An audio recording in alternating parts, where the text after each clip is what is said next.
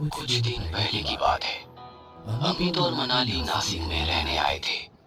अमित की ट्रांसफर हुई थी और अब 5 साल के लिए उन्हें यहीं गुजर बसर करना था। इसलिए अमित ने नासिक में ही थोड़े अंदर भीड़ भाड़ से दूर एक मकान किराए पे लिया था। घर काफी पुराना था लेकिन प्यारा था। अमित उसकी पत्नी मनाली और 7 साल की बेटी किया के साथ वहाँ रहने आया था। मनाली, कैसा लगा घर? घर? ये तो महल है, महल। हाँ, जरा पुराना है लेकिन बहुत ही सुंदर है। और हाँ, यहाँ ऊपर के कमरे को छोटी सी बालकनी भी है। चलो देखते हैं। बालकनी देखकर मनाली बहुत खुश हो जाती है। ओह वाह, कितनी अच्छी बालकनी है। मैं तो यहाँ फूलों के कुछ पौधे भी लगा सकती हूँ, है ना? बिल्कुल। और किया के लिए यहाँ एक झूला भी लगा देंगे। हाँ, बहुत खुश हो जाएगी किया। नासिक का मौसम बहुत बढ़िया था, इसलिए अमित अपने परिवार के साथ इस नए अनजान शहर में जल्दी सेटल हो गया। अब उनका रूटीन सेट हो गया था। अमित सुबह 9 बजे ऑफिस के लिए निकलता। मनाली उसे टिफिन दिया करती थी। उसके बाद किया को स्कूल के लिए रेडी करवाना, मार्केट जाना, घर की सफाई, किया को स्कूल से लाना। इस प्रकार धीरे धीरे सब सेटल हो गया। मम्मा, अब हम यहीं पे रहेंगे ना? हाँ बेटा, मैं पापा से कह दूंगी कि अब ये घर हमारी प्यारी गुड़िया के लिए खरीद ही लो। ये मुझे यहीं रहना है, कहीं नहीं जाना। हाँ तो पप्पा से प्रार्थना करो। छोटे बच्चों की प्रार्थना पप्पा जल्दी सुनते हैं। इस प्रकार हंसी खुशी दिन गुजर रहे थे। लेकिन एक दिन जब मनाली दरवाजे पे आए सब्जी वाले से सब्जी ले रही थी। दीदी, क्या आप यहाँ शहर में नए हैं? हाँ भैया, क्यों? आपने कैसे पहचाना? मनाली की बात सुन के सब्जी वाला थोड़ा परेशान सा दिखता है। उसे पसीना छूटने लगता है। वह डर डर के घर को देखने लगता है। भैया, क्या बात है? आप ऐसे क्यों पूछ रहे हैं? कुछ नहीं, ऐसे ही। फिलहाल तो किराए पे है, लेकिन हम ये घर खरीदने की सोच रहे हैं। बहुत ही शांति और सुकून है यहाँ। मनाली की बात सुनकर सब्जी वाला बिना पैसे लिए वहाँ से जल्दी जल्दी भाग जाता है। सुनिए भैया, आपके पैसे तो ले लीजिए। अजीब आदमी है। उस दिन रात को जब अमित घर लौटा तो किया सोई हुई थी और डाइनिंग टेबल पर खाना खाते खाते मनाली ने ये किस्सा अमित को सुनाया। बहुत ही अजीब बात है ना? हाँ, मुझे भी ऐसा ही लगा। खैर, जाने दो, शायद किसी टेंशन में होगा बेचारा। हाँ शायद, लेकिन तुम किसी पे ज्यादा भरोसा मत करना। हम यहाँ नए हैं। हाँ, तुम टेंशन मत लो। अमित, क्या तुम्हारी इस मकान मालिक से कुछ बातचीत हुई क्या? हाँ, अरे सॉरी, मैं बताना ही भूल गया। उन्हें ये घर बेचना है। सच? ओह, ये तो बहुत बढ़िया खबर है। और तभी किचन से कुछ चीज़ने की आवाज आती है। अमित और मनाली चौंक जाते हैं। अंदर जाकर देखते हैं तो सब कुछ अपनी जगह पर ठीक ठाक है। अरे, यहाँ तो सब पहले जैसा है। फिर क्या गिरने की आवाज आई थी? मेरे ख्याल से 20 मिनट दौड़ती हुई आती है। 4 मिनट हो उसके हाथ में छोटा सा लैप था जिस पर वो कुछ गेम खेल रही एक थी। हॉरर सा खतरनाक सा मैंने दुश्मन को मार लिया। ये फिर कैसे डाले? ये लो, तुम्हारी शेरनी उड़ गई और हमें डरा भी दिया। अपने फोटो इस प्रकार अमित और मनाली के दिन हंसी खुशी अच्छे से गुजर रहे थे। किया भी एकदम अच्छे से सेट हो गई थी। हमेशा के लिए रहना था। तभी एक दिन अनहोनी हो जाती है। मनाली अपने रूम में कुछ काम में व्यस्त थी। किया किचन में आती है। मनाली को पुकारने लगती है। मम्मा, ये देखो, ये कितने प्यारे फूल हैं आपके लिए। मम्मा, कहाँ हो आप? अरे, वहीं रुको, मैं आती हूँ। और ऐसी हड़बड़ी में किया के हाथों से कांच का फ्लावर पॉट जमीन पर गिर के टुकड़ों में बिखर जाता है और सारे फर्श पर पानी फैल जाता है। तभी किया की चीख सुनाई देती है और किया वही बेहोश होकर गिर जाती है। चीख सुनकर मनाली दौड़ती हुई वहाँ पहुँच जाती है। किया, किया, किया बेटा, आंखें खोलो, क्या हुआ तुम्हें?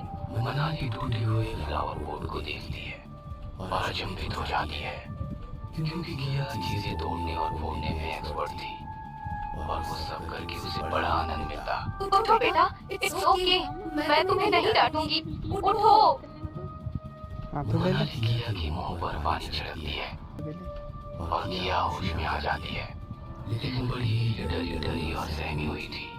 मनाली उसे उठाकर बेडरूम में लेके पुलिस वहीं केस सुलाती करेगा है तो बता दे पहले। और फोटो बाई फोटो ले पड़ जाती है। कमाल है, आज किया को क्या हो गया? अजीब बात है, हमेशा तो चीजें तोड़ने फोड़ने में उसे मजा आता है। तभी किया नींद में बड़बड़ाने लगती है, हाथ उठा के किचन की तरफ इशारा करके कुछ कहने की कोशिश करती है। मम्मा मम्मा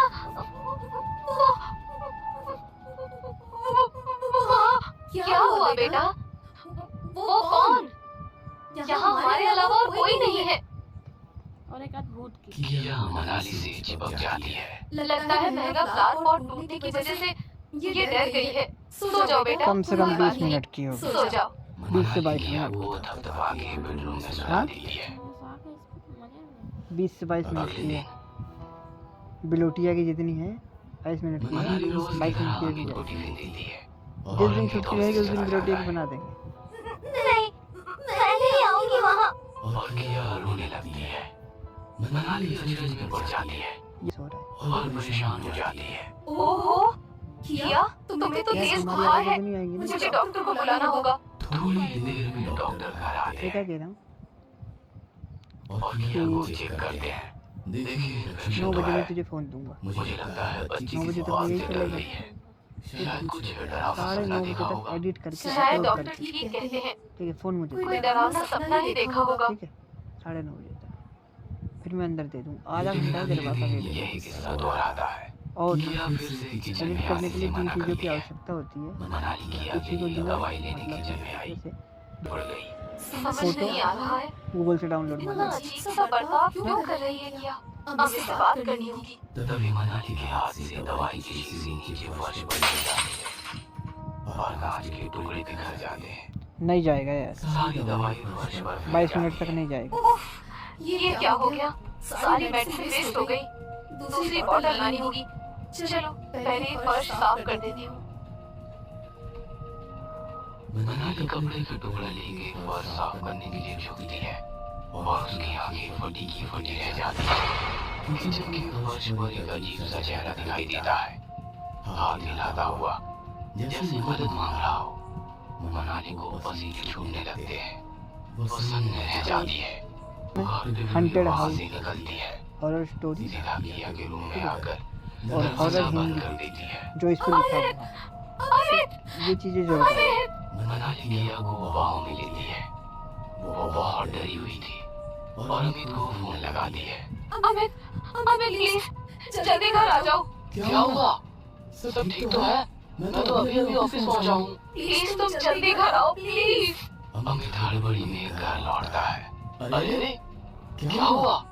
तुम लोग इतने डरे हुए क्यों हो? अमित, अभी के अभी यहाँ से निकलो। हम यहाँ 1 मिनट भी नहीं रुकेंगे। हाँ तुम शांत हो जाओ और ठीक से बताओ क्या हुआ है। मनाली अमित को सारा किस्सा सुना देती है, लेकिन अमित को विश्वास नहीं होता।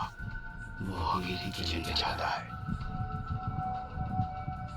वहाँ फर्श पर पानी फेंकता है और कुछ ही पलों में उसकी आंखें फटी की फटी रह जाती है। वही धुंधला सा चेहरा हाथ हिलाते नजर आता है। अमित डर के वहाँ से भाग आता है। मनाली तुम ठीक कह रही थी, लगता है ये घर शापित है, इसीलिए बहुत सस्ते रेट में मिला है और मालिक इतने सस्ते में बेचने के लिए भी तैयार है। फिर चलो अभी यहाँ से निकल जाते हैं। शायद किया भी इसी वजह से डरी हुई है। अमित कुछ सोच में पड़ जाता है। क्या हुआ अमित, क्या सोच रहे हो? मैं सोच रहा था कि ऐसे जल्दबाजी में घर छोड़ने से पहले अगर हम किसी पंडित या तांत्रिक को बुलाए तो शायद कुछ हल निकल जाए और इतना जल्दी दूसरा मकान भी नहीं मिलेगा हमें। हाँ तुम ठीक कह रहे हो। पता नहीं मुझे ऐसा क्यों लग रहा है कि वो चेहरा हमसे कुछ मदद मांगना चाहता है। हाँ मुझे भी कुछ ऐसा ही लगा। रुको मैं दीनानाथ शास्त्री को बुला लेता हूँ, वो भी नासिक में ही शिफ्ट हुआ है। अमित फोन करके दीनानाथ शास्त्री को बुलाता है। अमित, अमित प्लीज जल्दी घर आओ। प्लीज। मनाली तुम ठीक कह रही थी, लगता है ये घर शापित है, इसीलिए बहुत सस्ते रेट में मिला है और मालिक इतने सस्ते में बेचने के लिए भी तैयार है। फिर चलो अभी यहाँ से निकल जाते हैं।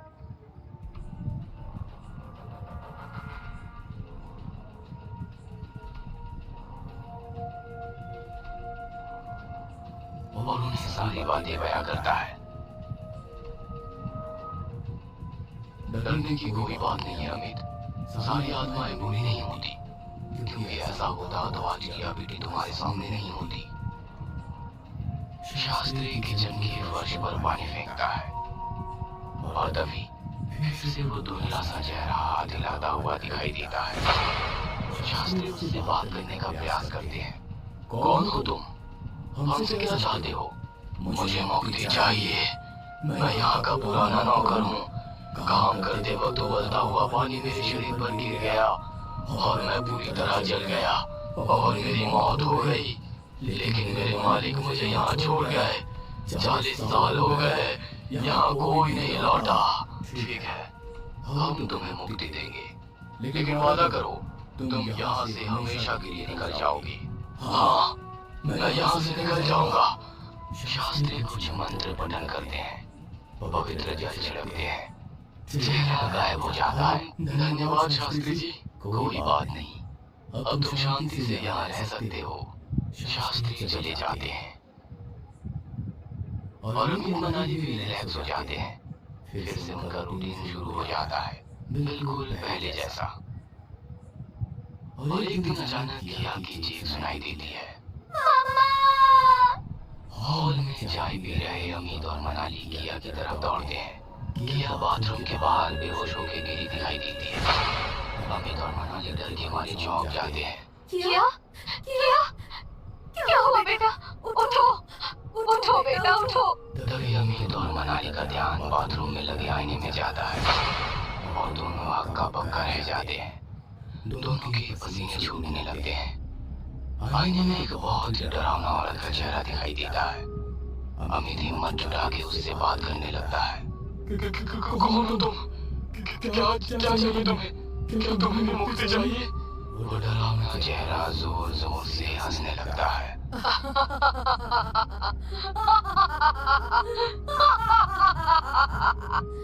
नहीं, वो तो तुमने कुछ दिन पहले ही दे दी थी। तो अब क्या चाहिए?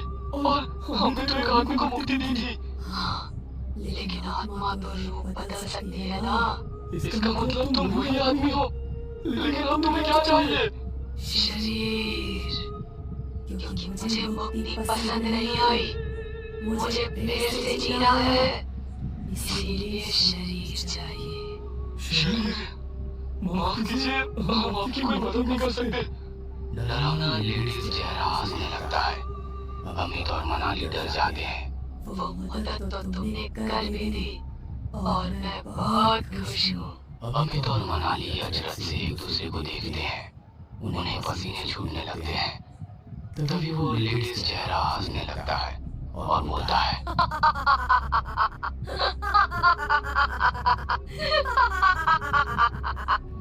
मुझे शरीर चाहिए था और मिल गया मुझे, वो भी इतना जवान और खूबसूरत। अब मैं हमेशा आपके साथ रहूंगी। अमित और मनाली चौंक जाते हैं और एक दूसरे को देखते हैं। तभी पीछे से आवाज आती है। दोनों मुड़कर देखते हैं और पानी पानी हो जाते हैं। मम्मा, मम्मा, अब मैं आपको परेशान नहीं करूंगी। आपको छोड़ के कहीं नहीं जाऊंगी।